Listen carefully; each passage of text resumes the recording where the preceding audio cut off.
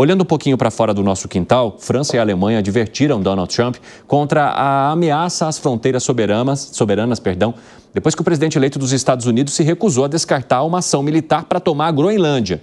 O Luca Bassani está acompanhando essa história e vai trazer os detalhes para a gente agora. O pessoal ficou pistola, né, Luca Bassani? Evandrocini, não só os alemães e franceses, mas os próprios dinamarqueses que têm o território autônomo da Groenlândia como parte também do seu país. Vale a gente dizer que esse drama, né, toda essa discussão, ela surgiu não só agora, após essa entrevista coletiva de Donald Trump durante a tarde de ontem, mas também durante o primeiro governo Trump, no qual ele admitiu querer comprar a Groenlândia, esse território que é a maior ilha do mundo, fica entre os Estados Unidos e a Europa, está geograficamente no continente norte-americano, uma região com pouquíssimas pessoas, 56 mil habitantes, mas que é muito rica em recursos naturais, recursos minerais que podem até ser utilizados para carros elétricos, para baterias de diversos dispositivos eletrônicos. Então tem um interesse econômico, interesse militar na região do Ártico, muito próximo à Rússia também, para proteger os norte-americanos.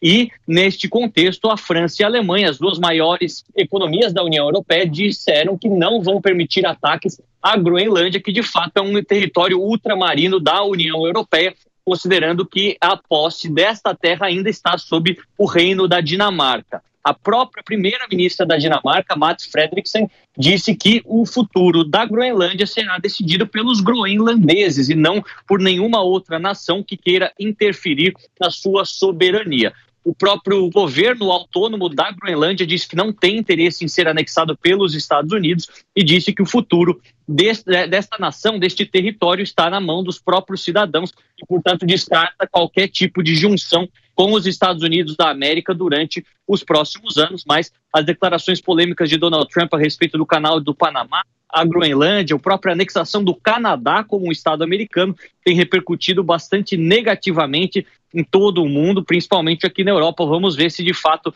essas ações, ameaças, todo esse tom às vezes jocoso do futuro presidente norte-americano serão colocadas como prática a partir do dia 20 de janeiro, quando acontece a sua posse lá em Washington, D.C. Obrigado, viu, Luca Bassani? Ótimo trabalho para você. O Alangani, várias autoridades da União Europeia sequer quiseram comentar essas afirmações do presidente Donald Trump, porque, claro, a gente precisa esperar para entender se ele está falando sério, né? Porque não é possível que um presidente que agora vai tomar posse novamente vá querer romper vários dos tratados de fronteiras que foram traçados ao longo de décadas. Você costuma dizer que o presidente Donald Trump não é alguém que se interesse por conflitos alheios, exatamente, nem por tomar conta de posições que não sejam referentes aos Estados Unidos. O que está acontecendo agora, então? É muito estranha essa atitude dele em relação à Groenlândia, até porque, historicamente, os Estados Unidos eles têm interesse no Oriente Médio, aí é presença física mesmo norte-americana, no leste ali do Mar do Japão também, e na Europa, ao contrário, né? É um interesse de proteção à Europa e não de tomada de territórios. Então, me parece que algum tipo de jogada do Trump, que a gente não entende direito o que está por trás, do que uma ação efetiva que geraria um conflito desnecessário com a União Europeia. Piperno, você consegue explicar essa atitude de Donald Trump? Algo de podre contra o reino da Dinamarca. Shakespeare. Vez, né? É uma coisa shakespeariana aí. Aliás, Groenlândia que é bastante rica em minérios e em petróleo, se não me engano, né? Mas tem uma outra variável que passa um pouco a reboque aí de muitos comentários, muitas críticas e tal. É que aquela região do Ártico vai cada vez sofrendo mais com o degelo no verão. Então, a cada ano que passa, aquilo, como acontece em quase todo mundo, vai se tornando mais quente e o degelo é maior.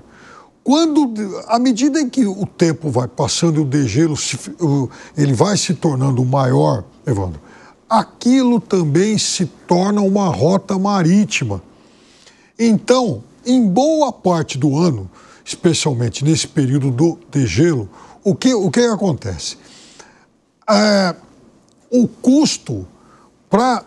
custo marítimo ele fica menor quando aquele corredor passa a ser utilizado. Então, vejam, imagina você que você, Evandro, embarcando uma carga lá na Califórnia, uma carga com rumo aqui ao Brasil, por exemplo, ou algum trecho do Oriente, alguma área do Oriente. O caminho hoje é passar pelo Canal do Panamá.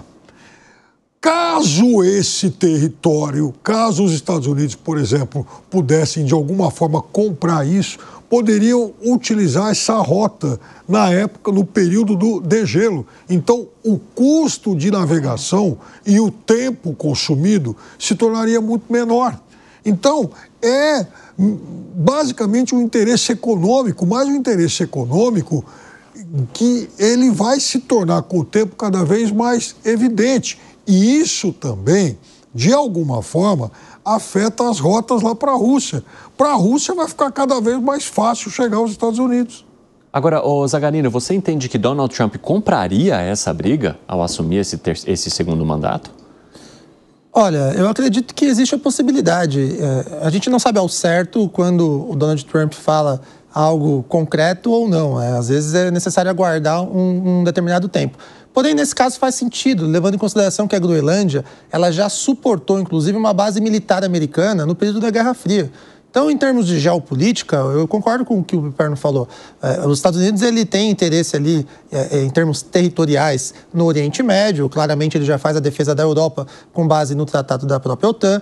Agora, aquela região da Groenlândia, pode ser que ele tenha algum tipo de interesse além do econômico, mas sim de defesa norte-americana. O Donald Trump, ele claramente ele está assumindo agora o mandato pela segunda vez com o planeta com algumas guerras, infelizmente 2 guerras.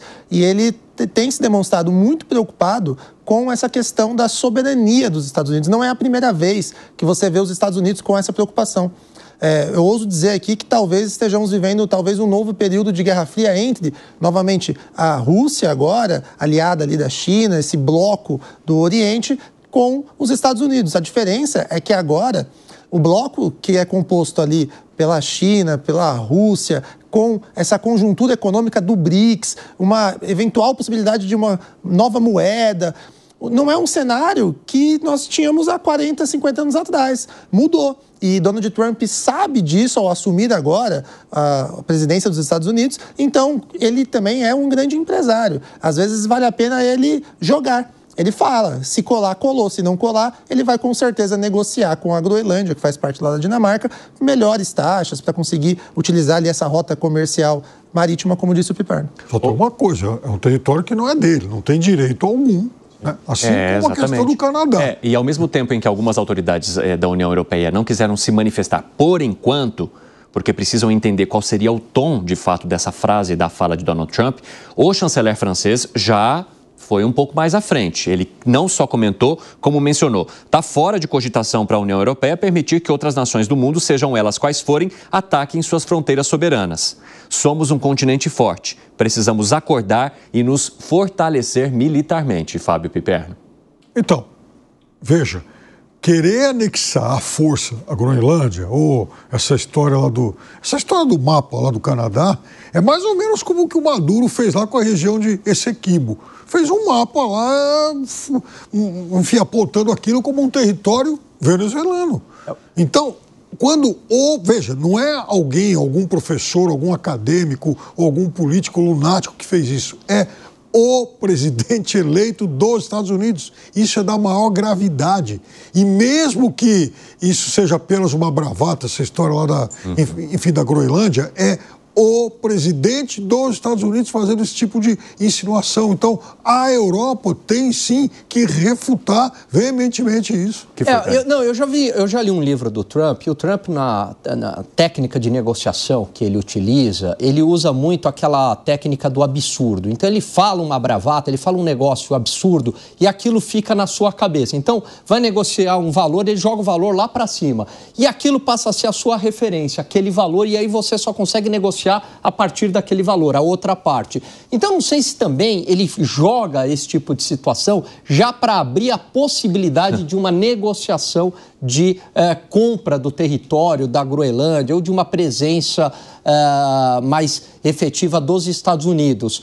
porque me parece muito difícil operacionalizar isso. Não é uma questão simples, né? A gente fala, não é ir lá simplesmente, né? O pessoal acha que é assim, né? Acordar, botar a bandeira. Vai lá, bota a tropa. Não, você está numa área super gelada, os Estados Unidos estão muito longe daquela área, não é uma questão muito simples, envolve a União Europeia, parceira, né, dos Estados Unidos, vários países, enfim. Então, me parece que é muito mais uma jogada dele, né, que ele faz esse tipo de coisa mesmo, do que uma intenção prática. Mas é que essa fala, ela vem ao mesmo tempo que ele menciona também que o Canadá e os Estados Unidos são divididos apenas por uma linha imaginária. Então, tem outras questões, né, Zagarino, que acabam influenciando também na maneira como autoridades do mundo todo começam a olhar para o retorno de Donald Trump. É aí que tá. O Donald Trump, eu poderia dizer que ele é ousado. Ele fala essas bravatas exatamente para criar uma agenda acerca desses absurdos que ele fala. É muito difícil você acreditar que ele vai enviar tropas, vai fazer uma invasão à Groenlândia. Porém, ele fez com que nós estivéssemos aqui hoje discutindo. Então, provavelmente, alguém no mundo está discutindo.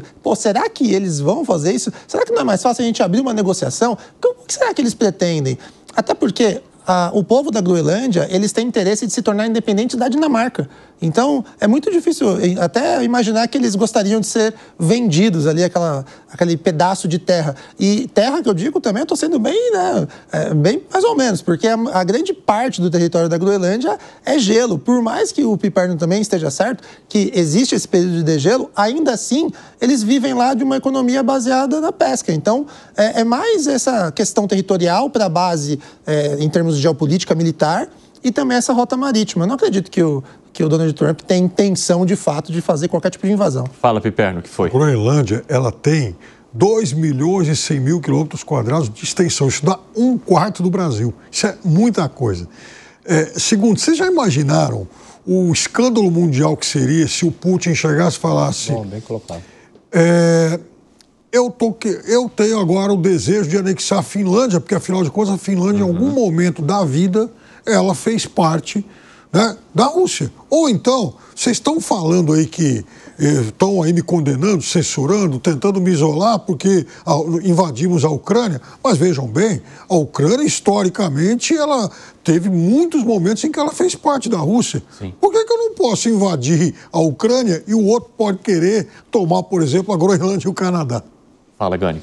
Não, e o que é interessante aí nessa questão é que o Trump, ele mostra a força americana, né, a zona de influência, justamente nos territórios que, historicamente, os Estados Unidos tiveram zona de influência. Então, ele está falando do Canadá, né, fronteira, e de fato existe ali uma homogeneidade, né, cultural, de povos, enfim. Ele está quase falando assim, vamos aqui amigavelmente tornar isso aqui um país só. Ele fala do Panamá, e aí sim, né, a própria construção do canal, a presença americana sempre foi muito forte naquela região. Então, uma reafirmação da doutrina Monroe, ou seja... Doutrina? Né, doutrina Monroe, né, que é a América para os americanos, e é o Big Stick, né? O porrete americano. E aí a Groenlândia, que também ele está escalando e fazendo ali, que seja uma bravata, de uma zona de influência que é a Europa, né?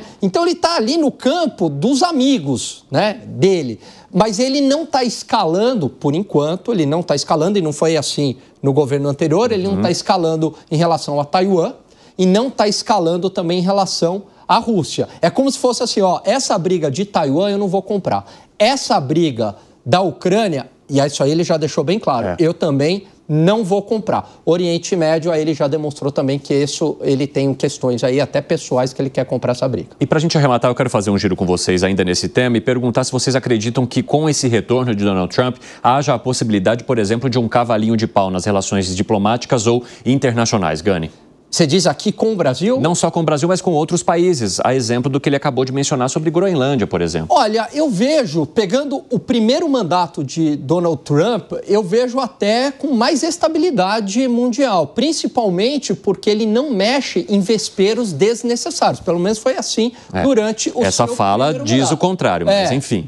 Então, algo assim, jogado ao vento por enquanto. Jogado ao vento. Agora, assim, pelo menos em relação à Rússia e China, e aí sim, são dois atores globais, né, muito delicados, delicados de se lidar, lá atrás ele não escalou a questão da Rússia com a Ucrânia, muito pelo contrário, ele entendeu que ali era a zona de influência da Rússia, goste ou não, né, se o Putin está errado ou não, mas eu não vou cutucar o urso, porque o urso pode invadir a Ucrânia. E foi exatamente isso que aconteceu. Eu vou deixar lá a Rússia com a sua zona de influência. E a mesma coisa com a China, com Taiwan. Também não quero comprar uma briga militar com a China, que não é trivial também comprar essa briga militar com a China. Os Estados Unidos está longe, China está do lado de Taiwan, a China tem arma nuclear, também não é uma questão simples. Agora, a guerra comercial com a China, isso ficou evidente que ele quer comprar. Agora, em relação à Rússia e China, pelo menos o histórico do primeiro mandato, ele não quer escalar. O que você acha, Zagarino? Que eu não sei se ele vai comprar uma guerra comercial diretamente com a China. Ele pode até fazer elevação ali de taxas, enfim, mas eu acho que ele vai conseguir cercar a China se utilizando de talvez um boicote econômico com outros países que dependam talvez mais dos Estados Unidos do que dependam da própria China. Em relação à questão do exemplo que você deu, Piperno, da Finlândia, eu acho que ele não faz ali, pelo menos muito... em relação com esse caso da Groenlândia, porque a Finlândia já está anexada ali à União Europeia. Se não tivesse, pode ter certeza que a invasão da Ucrânia seria só o pretexto para também a invasão da Finlândia por causa da questão geopolítica. A Rússia, ela não tem opção, porque aqui nós, do Ocidente, a gente sempre faz uma análise do lado de cá, mas existe o outro lado de lá, que a Rússia, ela vê cada vez mais a União Europeia forte, cada vez mais a OTAN aumentando, cada vez mais países querendo adentrar. Então a Rússia, não estou dizendo que ela está certa, eu estou dizendo que ela reage. E essa reação se deu aí em razão dessa invasão ilegítima da Ucrânia. Que leitura você faz, Piperno? Vamos lá.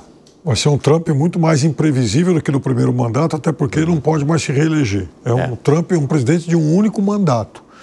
Então, eu acho que isso também traz um componente imponderável que hoje é difícil a gente calcular qual vai ser a extensão dessas bravatas, se elas vão, de fato, se tornar realidade ou não. Interessante. Agora, falando em posse de Donald Trump nos Estados Unidos, Jair Bolsonaro foi convidado, quer participar, mas está com o passaporte detido depois das operações da Polícia Federal e depende agora de uma autorização do Supremo Tribunal Federal. Para onde essa história vai caminhar? Você acha que faz sentido que o ex-presidente Jair Bolsonaro possa participar diante de não oferecer, digamos assim, nenhum risco às investigações ou ao fato dele deixar o país para uma cerimônia como essa, hein, Alangani? Sim, legalmente faria sentido. Politicamente, para o Jair Bolsonaro, Evandro, seria bastante interessante, porque reforça a imagem, né, do político de direita, da autenticidade do político de direita aqui no Brasil. Tem Javier Milei já na Argentina, Donald Trump. Então, colar a sua imagem a Donald Trump e eles têm uma boa relação de fato, seria bastante interessante. Agora, não vejo que o establishment vai autorizar, porque isso acaba reforçando a imagem de Jair Bolsonaro. E para você, Zagarino? Nós teremos Bolsonaro nos Estados Unidos na posse de Donald Trump. Porém, nós teremos Eduardo Bolsonaro, não teremos Jair Messias Bolsonaro. Você acha que não? Eu acho muito difícil que os ministros do STF, eles permitam, deem essa autorização que foi solicitada pelo ex-presidente. O que eu discordo, é claro que o ex-presidente não vai se refugiar nos Estados Unidos, não vai fugir pelos Estados Unidos, não vai se tornar uma pessoa foragida da justiça. Não, pelo contrário. Jair Messias Bolsonaro deixa de forma muito clara, inclusive com o seu partido, de que ele é candidato a presidente da República em 2026. Portanto, permitir que ele vá fazer um agrado diplomático para um presidente eleito da maior potência econômica do mundo faz total sentido. E os ministros do STF podiam ter, talvez, esse bom senso de liberá-lo com algo que possa fazer com que ele volte, algo nesse sentido. Mas eu acredito que vai ser difícil na linha do que o Gani comentou. Porém, teremos Bolsonaro. Eduardo Bolsonaro já confirmou presença ao lado de Michele. E para você, hein, Piperno? Estava olhando aqui no monitor, você sabe que... Eu vi mesmo que você estava olhando para o lado aí. Você sabe que o Zagarino no vídeo, ele me lembra um pouco Eduardo Bolsonaro. Aí por algum momento você falou, tá aqui do lado. Tá falando, e aí diriam que seriam então pai e filho, né? Porque dizem em alguns momentos que você parece Jair Bolsonaro. Nossa, é verdade que a família é linda. Mas posso falar que eu fiquei feliz? Porque me falam que me confundem com o Fly da Xuxa. Então eu tô mais feliz de ser parecido com o Eduardo Bolsonaro. Diga, Piperno. Eu acho o seguinte, veja, eu já disse isso aqui mais de uma vez. Todo mundo sabe, né, que eu não nutro nenhum tipo de simpatia pelo ex-presidente Bolsonaro. Eu acho que eu não preciso reafirmar isso. Ah, vá. Juro. Pois é. Mas veja, ele não está, pelo menos por enquanto, condenado em nenhum processo. Você não está condenado, por mais que ele seja suspeito, possa ser indiciado amanhã, depois e tal, mas se não tem condenação, eu acho que não há muito sentido em impedir que ele faça essa viagem. Até porque, do ponto de vista político, para ele, seria um vexame tanto querer alongar a estadia lá, ameaçar não voltar e tal. E veja, eu acho até que para o STF seria algo muito positivo em relação até a algum ganho de imagem. Do tipo, olha, não há perseguição, há meramente aplicação da lei. Então vai, mas tem que voltar.